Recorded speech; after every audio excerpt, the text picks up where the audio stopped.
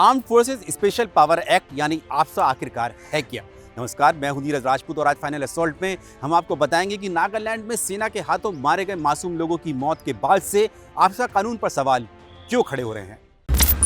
नागालैंड में सेना के गलत ऑपरेशन से मारे गए मासूम लोगों की बाद अब इस बात के सवाल खड़े होने लगे हैं कि क्या उत्तर पूर्व के राज्यों से आफ्सा यानी कि armed force special power act हटा देना चाहिए। आखिरकार क्यों राज्यों को जरूरत पड़ती है इस armed force special power act की जब भी सेना की तैनाती आंतरिक सुरक्षा के लिए की जाती है। इस सब पर बातचीत करने के लिए हमारे साथ खुद भारतीय सेना के पूर्व डिप्टी जज एडवोकेट जनरल यानी जैग कर्नल अमित कुमार हैं, उनसे बातचीत करेंगे। सबसे पहले तो कर्नल अमित कुमार ये बताइए कि ये जो आफ्सा कानून है क्या और इसकी ज़रूरत क्यों पड़ती है। जय हिंद आप सबको। सबसे पहले आपको मालूम बताना ज़रूरी है कि आफ्सा एक ऐसा कानून है जो आपको स्पेशल पावर्स देता है। जो भी सोल्जर्स या पैरामिलिट्री फोर्सेज जो वहाँ पे ऑपरेट कर रहे हैं और वो स्पेशल पावर्स किस लिए रिक्वायरमेंट है, क्या रिक्वायरमेंट है। ये जो कानून आया था, ये कानून इसलिए आया था कि डिस्टर्बेंस जब ज़्यादा थी नॉर्थ ईस्ट स्टेट्स में, आपस में लड़ रहे थे कई सारे ग्रुप्स, और इनको सही करने के लिए और लॉ एंड ऑर्डर को लाने के लिए देन सेंट्रल गवर्नमेंट ने और इन लोगों ने, स्टेट गवर्नमेंट ने मिल करके एक प्रोविज़न निकाल करके बनाया जो बाद में 1958 में एज ए आफ्सा आया। इसके 6 सेक्शंस हैं 1958 वाले एक्ट में, जिसमें स्पेशल पावर्स होते हैं। उसके पहले डिस्टर्ब्ड एरिया, मतलब ऐसा नहीं कि आप ऐसे ही लगा देंगे, आपको पूरा इसमें रिसर्च करना पड़ता है। इसकी पूरी एनालिसिस जाती है, रिपोर्ट जाती है, स्टेट की कितने क्राइम्स क्या हो रहे हैं और कितने ऑफेंसेस हो रहे हैं, वो सब देखने के बाद में सिक्योरिटी से कितना ज़्यादा इसका, वो नेशनल सिक्योरिटी से कितना ज़्यादा इसका इफेक्ट है, उस सबको देखने के बाद में फिर आफ्सा डिसाइड होती है। यानी कि सेंट्रल गवर्नमेंट डिसाइड्स दी और declare the area as a disturbed area. The moment you declare a state as a disturbed area, thereafter the special powers are there and AFSPA notification is there. AFSPA notification के base पे आप वहाँ पे operations करते हैं। Operation in the sense ये नहीं है कि आफ्सा मिल गया है तो I will misuse the powers. No one misuse the power. Let me tell you through your channel, Indian Army and the soldiers are the best soldiers we have. And कोई भी ऐसा बंदा अपने दिमाग या जहन में कोई ऐसा ख्याल नहीं रखता जिससे कोई इनोसेंट को मार दे। ये कल का इंसिडेंट जो आप बात कर रहे हैं, परसों का इंसिडेंट 5 दिसंबर का, इस इंसिडेंट में मिस्टेकन आइडेंटिटी केस है जो हो सकता है, जिसमें गलती जेस्चर्स उन इनोसेंट की थी। हमें भी खेद है, अब आर्मी ने भी खेद प्रतीत किया है, बट मिस्टेकन आइडेंटिटी का मतलब ये नहीं है accepting the commission of an offense. No, it is not. Protection is still there. Now I'll come to the main section. जो section 4 है आफ्सा का, वो एक NCO लेवल के बंदे को भी पावर देता है to open a fire. There are 4 Alpha, Bravo, Charlie, Delta, Echo, Foxtrot, इसमें सारी पावर्स दी हुई हैं। जहाँ पे ये पावर CRPC में नहीं थी। नॉर्मल CRPC में आपको मैजिस्ट्रेट का वेट करना है, वारंट लेना है, then you go search and arrest. In this special power was given because अगर कोई ऐसा इंसिडेंट होने वाला है, लाइकली to happen something, यानी somebody is planning to bomb some area or something like that, तो कोई बंदा तो होगा ना जो पहले से अपने आप को मतलब तैयार करेगा। वो he will not wait for the some कि I will go and take a magistrate by the time the chap will go. This is why this ASPA powers was given. The ASPA Act has come into existence and these powers were given to the individuals of armed forces only in the area which has been declared as disturbed area. Why I say so? Central government is like a trigger, I'll just tell you, and army is like a bullet. The moment and who presses the trigger is the central government or a person who is declaring that area as a disturbed area. The moment you press a trigger and bullet fires, can you say that the bullet is at the that end and he has committed an offense? No, it is a collateral damage. It happens. Pulwama का attack आपने देखा है, क्या हुआ। अगर हमारे बंदे initiative नहीं लेंगे तो आप कोई बहुत बड़े हादसे के शिकार होगे। कभी कदार ऐसा होता है, हमें भी बड़ा खेद है। ये एक ऐसी घटना है जिसने सबको हिलाया और हम अपनी ड्रिल्स को और अच्छा करेंगे। ऐसा नहीं है कि कोई इस पे ध्यान नहीं दिया जा रहा है। इसकी कोर्ट ऑफ इंक्वायरी हो रही है, कहाँ पे हम फॉल्ट हम और अच्छी तरीके से इसको देख सकते हैं वैसे करेंगे। इस केस में आप सभी को मालूम है कि स्क्वाड वहाँ पे लगा है, एम्बुश वहाँ पे लगा हुआ है, इंटेलिजेंस की न्यूज़ पहले से आ रखी है, सब कुछ प्लान्ड है। और 21 पैरा SF, ये एक ऐतिहासिक बटालियन है। ये ऐसी बटालियन नहीं है, इसका पूरा इतिहास आप देख लीजिए। ये बड़े अच्छे ऑफिसर्स और जवानों की पलटन है। तो जो उन्होंने किया वही, उसके बाद लास्ट में जो मॉब लिंचिंग हुई वो भी चूँकि उनसे बोला गया मैगजीन हटा दीजिए, ये हटा दीजिए, और गांव वाले पूरे इकट्ठा हो गए, तभी मॉब लिंचिंग में हुआ जो भी हुआ। तो इट इज़ समथिंग लाइक पहला वाला is a mistaken identity and the other part was the mob lynching. तो no one has committed any offence. Colonel Amit, हमें ये बताइए कि सैनिकों को इससे इम्यूनिटी कैसे मिलती है, कि क्या क्या चीज़ें से उनको जो है ये जो नॉर्मल एक किसी राज्य में किसी भी कानून व्यवस्था में मिलती है उससे कैसे इम्यूनिटी मिलती है। इम्यूनिटी सेक्शन 4 में दी है arm force special power act में, जिसमें कोई भी सोल्जर अगर कोई मिलिट्री बोनीफाइड ड्यूटी करता है जिसमें किसी की जान भी अगर जाती है तो उसका प्रोसिक्यूशन नहीं लेगा और इम्यूनिटी के साथ में एक चेक सिस्टम भी दिया हुआ है प्रोविजंस का, कि सेंट्रल गवर्नमेंट का सैंक्शन लेना पड़ेगा अगर आपको उसके ऊपर कोई भी कार्रवाई करनी है प्रोसिक्यूशन के लिए। तो यहाँ पे स्टेट गवर्नमेंट एफआईआर कर रही है, there an army has its own way of ordering a court of inquiry, तो दोनों इंक्वायरीज चल रही हैं। बट प्रोसिक्यूशन का sanction will be given by the central government after knowing all the circumstances and all the reports and everything will be placed before them, then only they will be in condition to say whether this is the same case of Major Aditya, if you remember some time back with the Kashmir वाला Sophia case, तो उसमें भी यही हुआ था। You can't have a named FIR in such cases, it's a generic FIR to bring out all the facts and circumstances under which such thing has happened. आपको circumstances में रहना पड़ेगा। आप सोचो, मैं आपको छोटा सा एग्जांपल देता हूँ। यू आर इन आर्मी, 10 से 12 बंदे आप लोग एक स्मॉल टीम कॉन्सेप्ट में एक ऐसे लैंड पे कर रहे हो जहाँ अनड्यूलेटिंग ग्राउंड है। आपको यही नहीं मालूम है कि फायर खुल गया, आपको ये नहीं मालूम है कि आप वहाँ पहुँचोगे कैसे। और जब फायर खुलता है, आपके पास सॉफ्टिकेटेड वेपन है विद ऑटोमेटिक वेपन्स, तो आप डैश डाउन कॉल करके धीरे धीरे पहुँचोगे वहाँ पे। By the time ammunition waste होंगे। In this case I think ज़्यादा एमुनिशन भी नहीं फायर हुआ। The moment they came to know, they rush towards that end दोनों सोल्जर्स को लेके गए, 2 बंदे जो अलाइव थे उनको लेके एडमिट कराया है। पुलिस क्यों लेट आई ये मुझे समझ में नहीं आया। तो 3-4 घंटे पहले अगर ये पुलिस आ गई होती तो situation I was under control. Colonel Amit, क्योंकि खुद आप सेना की जज एडवोकेट जनरल ब्रांच से पहले खुद आप इन्फेंट्री में रह चुके हैं, खुद इस तरह के आपने देखे होंगे CI/CT ऑप्स, क्योंकि counter insurgency, counter terrorism operations, किस तरह के ऑपरेशंस में ये जो कानून है ये मदद करता है सैनिक। ये कानून, जैसे पुलवामा का अटैक हम बचा सकते हैं, इस तरह से कई सारे इनपुट्स आपके पास आते हैं। इनपुट्स ऐसे होते हैं कि जिसमें आपको पहले कंफर्मेशन होता है। ऐसा नहीं है कि आपको इनपुट्स मिले आपने कंफर्मेशन नहीं लिया। There is a proper confirmation which is done. After confirmation then you don't have a time, आपके पास समय नहीं। अगर आपने समय खो दिया तो आपके हाथ से वो बंदा भी निकल जाएगा। इसलिए उस समय, और सबसे पहली चीज़, किसी को मारना हमें सिखाया नहीं गया, हमें पकड़ना सिखाया गया।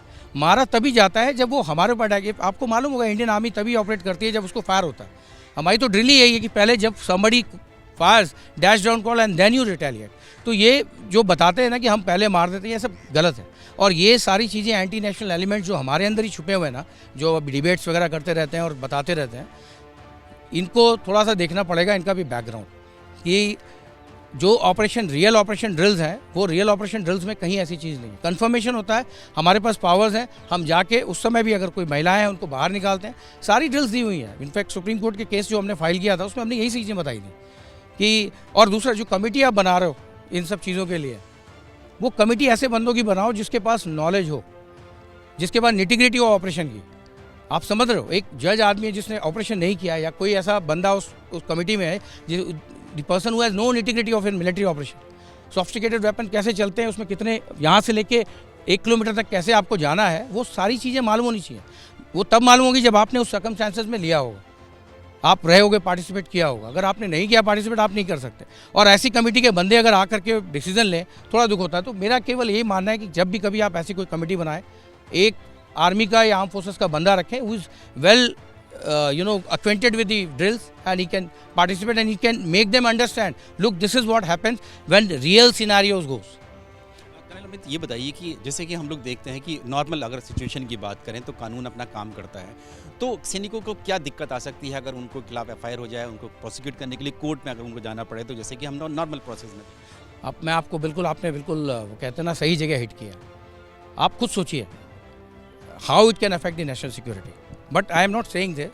I am just telling you how it can affect a little iota of element of getting, at the time of the retirement, आप रिटायरमेंट पे जा रहे हो और उस समय कोई बंदे का कोई केस कर दे, FIR, जस्ट उसने FIR कर दी, और FIR करने के बाद में प्रोसिक्यूशन सैंक्शन आ गया। अब वो बंदा वहाँ से वापस रिटायरमेंट पे आ गया, उसके बाद फिर वापस जा रहा है गवाही देने, फिर वापस आ रहा है, कोई आना जाना नहीं कुछ। ये सब चीज़ें, फैमिली जिसके साथ उसको टाइम अपना रिटायरमेंट का बिताना है, वो बंदा भी वहाँ पे जा करके ही इज़ थिंकिंग कि यार ये हो क्या गया, मैंने मतलब तो देश के लिए सेवा की है और मैं ऑपरेशन बोनाफाइड मिलिट्री ड्यूटी पे कर रहा हूँ, और आज ये मैं वापस जा रहा हूँ गवाही देने। तो मैंने कई बार इसको जहाज़ के थ्रू भी सुप्रीम कोर्ट ने भी बोला था कि you have a government, you can make a law, there is a requirement of changes, कि कोई भी ऐसे केसेस होते हैं आप within a stipulated time इसको ख़त्म करिए, या बताइए कि अगर इतने टाइम तक नहीं होता, this will be taken as collateral damage, जो ख़त्म करें। जो नुकसान है वो मोराल पे है। अगर आप ऐसे कोई ऑपरेशन ले रहा है, वो पूरी जान लगा के, पूरा जान जोखिम में डाल करके बंदा वहाँ बैठा है, ही डजंट नो कि क्या आने वाला है। कितनी गोलियां उसको लगने वाली हैं, बट वो ऑपरेशन में पार्टिसिपेट करता है। उसके बाद जब वो वापस आता है कि मैंने ये कर दिया, और उधर से एक एफआईआर आती है, एंटी नेशनल एलिमेंट जो ह्यूमन राइट्स का झंडा लेके खड़े हो जाते हैं, उनके तरफ से एक एफआईआर आती है, इन्होंने मार दिया इनोसेंट सोल्जर को। पहली चीज़ तो वो किस अधिकार पे ये सब चीज़ें बोलते हैं?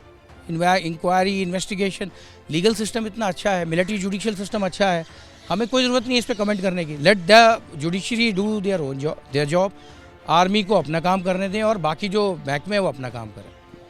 क्योंकि आपने खुद सुप्रीम कोर्ट में एक पिटीशन भी दायर की थी जब मणिपुर वाला केस आए थे जिसमें एनकाउंटर्स के, तो 300 के करीब जो सर्विंग ऑफिसर्स थे उन्होंने पिटीशन लगाई थी। तो क्या आपको लगता है कि अगर इस तरह से आफ्शा कानून के दौरान अगर सैनिक जो कार्रवाई करते हैं, ऑपरेशंस करते हैं, उनमें अगर उनके खिलाफ कानूनी कार्रवाई होगी तो उससे क्या मोराल पर असर पड़ेगा या पड़ता है सैनिकों को? मैं पहले भी बोलता था, अभी भी बोलता हूँ, don't confuse my man when they are going into operation.